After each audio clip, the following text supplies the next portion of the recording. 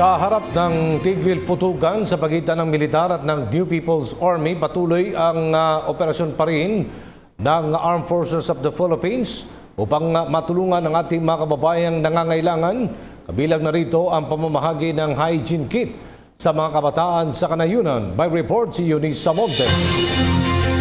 Matapos i-anunsyo ng Pangulo ang ceasefire sa pagitan ng militar at ng makakaliwang grupo ng CPP, NDF at NPA, agad na may pinag-utos ni Chief of Staff General Ricardo Visaya sa hukbong sandatahang lakas ang paghinto ng combat operations ng militar laban sa makakaliwang grupo. Tigil putukan man sa pagitan ng magkabilang panig, nagpapatuloy naman ang civil-military operations ng militar sa mga liblib na komunidad.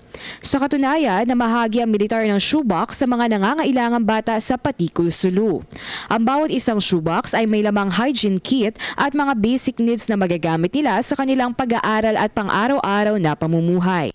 Ang sundalo natin ay teacher, ang sundalo natin ay builder, ang sundalo natin ay friend, brother, and everything. We're not just warriors. We are more of a peace builder and peacemaker. Nakatakda na rin ang mas marami pang shoebox distribution sa mga susunod na buwan upang mas marami pang matulungan ang mga nangangailangang bata sa buong Pilipinas. Samantala, kasabay nito ay ngayon rin ang unang linggo ng ika-63 anibersaryo ng Civil Military Operations Group.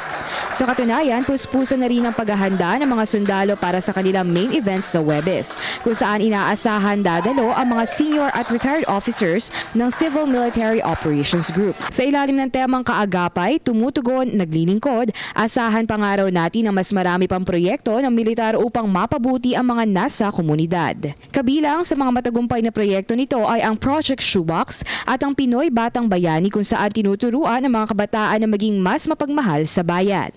Hinikayat din nila ang ating mga kababayan na mahalin ang ating bansa at maging partner for change. Para sa PTV News, Eunice Samonte. Ako po si Cathy San Gabriel. Subscribe na sa PTV YouTube channel. I-click lang po ang subscribe button.